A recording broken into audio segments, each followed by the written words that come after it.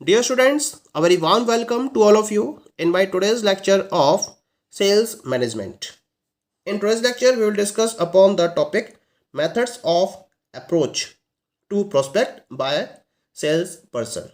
यानी कि अगर एक सेल्स पर्सन अपने प्रोस्पेक्ट को अप्रोच करना चाहता है तो इसके रिगार्डिंग किन किन पर्टिकुलर मेथड्स को इसके द्वारा यूज किया जा सकता है, तो उन मेथड्स को हम यहाँ डिस्कस करेंगे. The very first method is introductory approach. क्या होता है इस अप्रोच में? जो सेल्स पर्सन है वो जब सेल्स के पॉइंट ऑफ व्यू से प्रोस्पेक्ट से अपनी मीटिंग को फाइनलाइज करता है तो मीटिंग में वो अपने नेम और बिजनेस को प्रॉपरली स्टेट करता है और इसके बेसिस पर वो मीटिंग को स्टार्ट करता है. ये सबसे कॉमन अप्रोच होती है और बहुत टाइम से इसको यूज़ किया जा रहा है और आज के एनवायरनमेंट के पॉइंट ऑफ व्यू से ये सबसे वीकेस्ट अप्रोच मानी जाती है. फॉर एग्जांपल, मान लीजिए कोई सेल्स पर्सन है और वो किसी पर्टिकुलर प्रोस्पेक्ट से मीट आउट करता है और वो स्टेटमेंट फॉलो करेगा क्या? Dear sir, my name is Ravi Mohan, representing Bajaj electronic company. तो हम इस पर्टिकुलर अप्रोच को इंट्रोडक्टरी अप्रोच का नाम देते हैं क्योंकि प्रॉपरली इंट्रोडक्शन देते हुए एक सेल्स पर्सन अपनी मीटिंग की यहाँ पर स्टार्टिंग करता है या सेल्स पर्सन अपने प्रोस्पेक्ट से प्रॉपरली अप्रोच करता है with the help of the introduction. Clear? Now come to the second one. Second one is the product approach. क्या होता है प्रोडक्ट अप्रोच में? Here the salesperson places the product on the counter or hands it to the customer, saying nothing.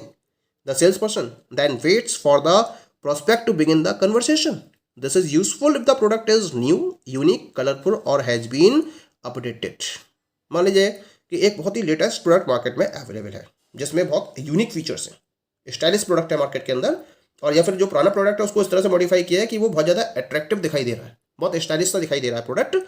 तो उस case में जो sales person है वो प्रोडक्ट अप्रोच का यूज करता है और वो कुछ नहीं करता है, केवल काउंटर पर प्रोडक्ट को प्लेस कर देता है in front of the prospect, या फिर जो कस्टमर है उसके हैंड में इसको पुट कर देता है प्रोडक्ट को.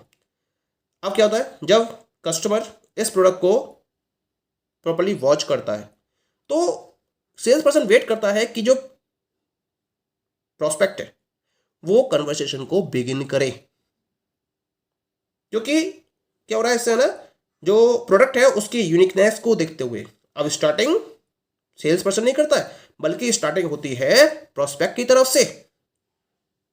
तो हम इसे बोलते हैं प्रोडक्ट अप्रोच.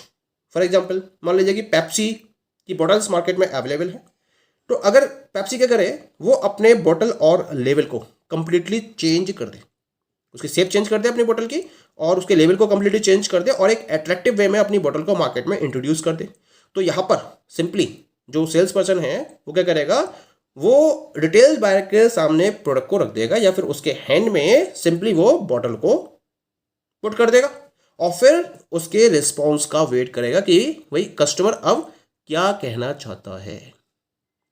तो प्रोडक्ट को ध्यान में रखते हुए, उसके बेनिफिट को ध्यान में रखते हुए इस अप्रोच को यूज किया जाता है, इसी वजह से इसको हम प्रोडक्ट अप्रोच का नाम देते हैं. The third approach is the customer benefit approach. The sales person ask a question that shows the product can benefit the prospect in some way such as saving money, saving time, best performance and so on. यहाँ जो sales person है वो क्या करता है, जो prospect है उससे एक क्वेश्चन को पुटअप करता है और ये क्वेश्चन इस तरीके से होता है जिसमें प्रोडक्ट के बेनिफिट को प्रॉपर्ली डिफाइन करते हुए क्वेश्चन पुटअप किया जाता है. जैसे कि प्रोडक्ट आपके मनी को सेव कर रहा हो या टाइम को सेव कर रहा हो या बेस्ट परफॉर्मेंस को प्रोवाइड कर रहा हो, तो इनको ध्यान में रखते हुए जब क्वेश्चंस को पुटअप किया जाता है सेल्स पर्सन द्वारा तो हम इसको कस्टमर बेनिफिट अप्रोच में कंसीडर करते हैं. जैसे मान लीजिए कि एक प्रोस्पेक्ट को एक स्मार्टफोन सेल करना है, तो जो सेल्स पर्सन है वो एक क्वेश्चन पुटअप करेगा टू द प्रोस्पेक्ट. क्या क्वेश्चन रहेगा? How would you like to save ₹5,000 on the purchase of your next Samsung smartphone. एक प्रोस्पेक्ट है, उसे पता है कि वो सैमसंग के स्मार्टफोन में बहुत ज़्यादा इंटरेस्टेड है, तो वो उसे क्वेश्चन पुटअप करेगा कि भाई अगर क्या आप अपने अगले सैमसंग स्मार्टफोन को परचेज करने में 5,000 रुपये को सेव करना चाहोगे, तो यहाँ पर मनी को सेव करते हुए एक बेस्ट ऑप्शन जो सेल्स पर्सन है वो कस्टमर के सामने रखता है। तो इसी वजह से इसको कस्टमर बेनिफिट अप्रोच का नाम दिया गया है। Next one is the curiosity approach, यानी कि क्यूरियोसिटी को क्रिएट करने के पॉइंट ऑफ व्यू से जब सेल्स पर्सन एक क्वेश्चन को पुट अप करता है in front of the prospect, तो हम इसको क्यूरियोसिटी अप्रोच का नाम देते हैं। फॉर एग्जाम्पल, एक पब्लिशिंग हाउस सेल्स पर्सन है, अब वो अपनी जो बुक्स हैं उनको सेल कर रहा है। अब क्या करेगा, जो प्रोस्पेक्ट्स हैं उसके, उनसे क्वेश्चन पुटअप किया उन्होंने। क्या क्वेश्चन है ये? Do you know why more than 200 schools are using this book in their sales management course? क्या आप जानते हैं कि 200 से ज़्यादा स्कूल्स अपने सेल्स मैनेजमेंट कोर्स में इस पर्टिकुलर बुक का यूज कर रहे हैं? ऐसा क्यों है? तो क्या हुआ, इससे जो प्रोस्पेक्ट है उसके माइंड में क्यूरियोसिटी क्रिएट हो गई कि भाई ये बात तो सही कह रहा है, ऐसा है क्या? तो उसके बेसिस पर क्या होगा, वो कन्वर्सेशन को स्टार्ट कर सकता है। तो हम इस अप्रोच को नाम देते हैं curiosity approach. Clear? Next one is the premium approach. क्या होता है इस मेथड में? The salesman hands over small gifts and novelties known as premiums such as pens, calendars, diaries, ashtrays, toys, paperweights, product models and so on to the prospect. These small but attractive gifts usually create a favorable impression in the minds of the prospect and also create goodwill for the firm, the salesman and the product.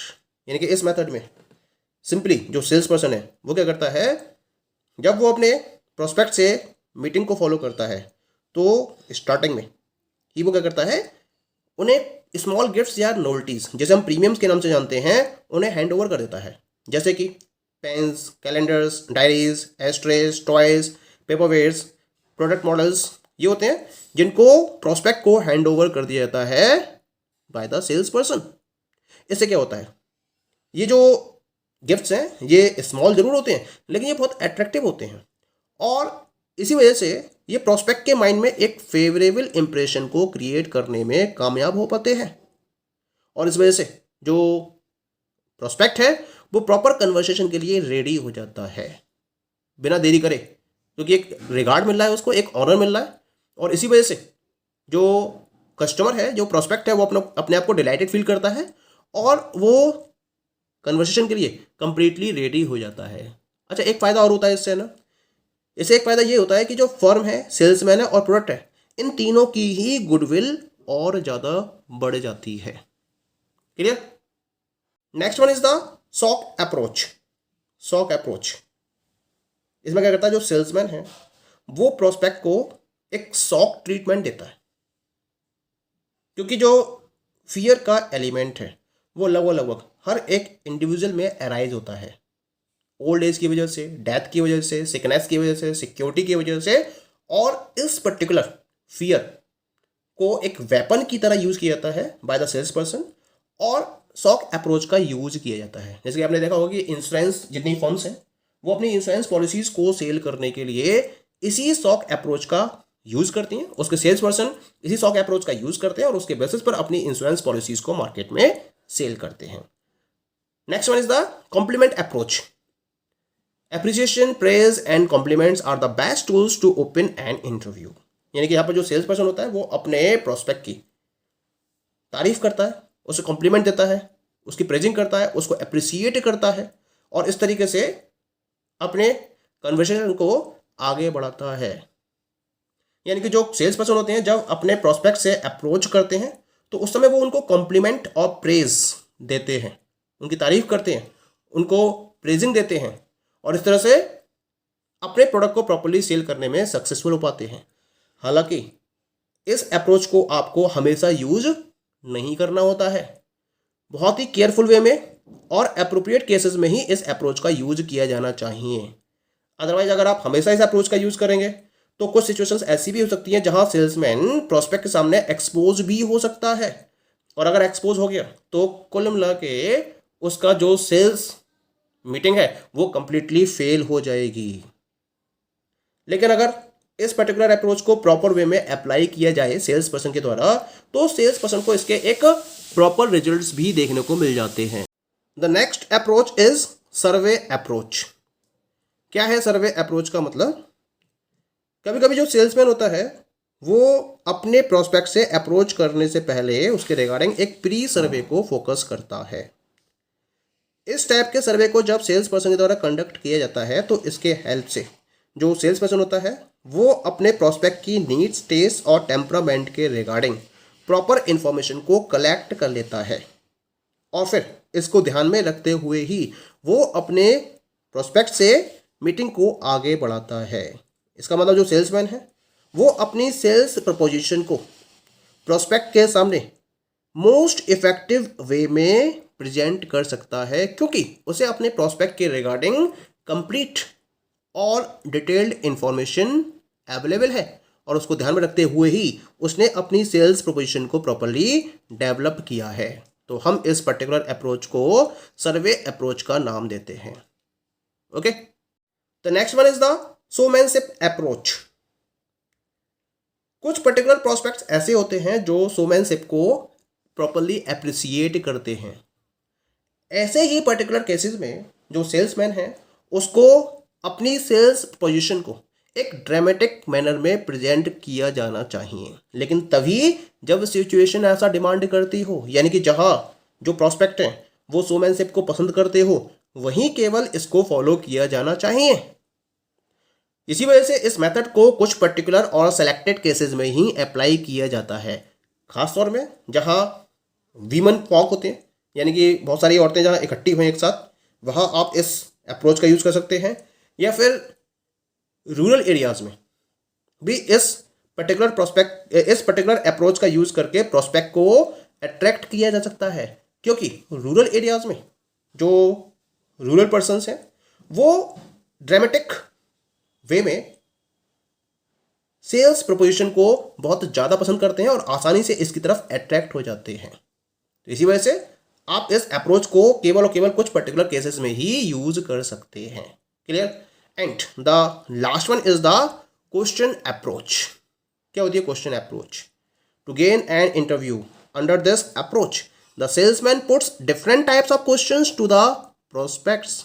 The question asked must be suitable and specific and should also match the requirement of the prospects. कुल मिला के इस particular approach में interview को gain करने के point of view से, interview को स्टार्ट करने के पॉइंट ऑफ व्यू से जो सेल्स पर्सन है वो अपने प्रोस्पेक्ट से डिफरेंट टाइप के क्वेश्चंस को पुटअप करता है। यानी कि क्वेश्चन से इंटरव्यू की स्टार्टिंग की जाए तो हम इस अप्रोच को क्वेश्चन अप्रोच के नाम से जानते हैं। जो क्वेश्चंस पुटअप किए जा रहे हैं सेल्स पर्सन के द्वारा वो प्रॉपरली सुटेबल होने चाहिए, सिचुएशन के अकॉर्डिंग उनकी डिमांड होनी चाहिए, ये क्वेश्चंस स्पेसिफिक होने चाहिए और जो प्रोस्पेक्ट की रिक्वायरमेंट्स हैं उनसे ये स्पेशली मैच करने जरूरी होने चाहिए। अगर प्रोस्पेक्ट की रिक्वायरमेंट से मैच नहीं हो रहे हैं तो उन क्वेश्चन का कोई भी सिग्निफिकेंस नहीं रह जाता है। इस मेथड को अगर हम अदर अप्रोचेस के साथ में यूज करें, जैसे कि customer benefit approach, curiosity approach, तो ये मेथड और ज़्यादा इफेक्टिव और रिजल्ट ओरिएंटेड बन जाता है। Okay, so these all are the different methods of approach. Thank you.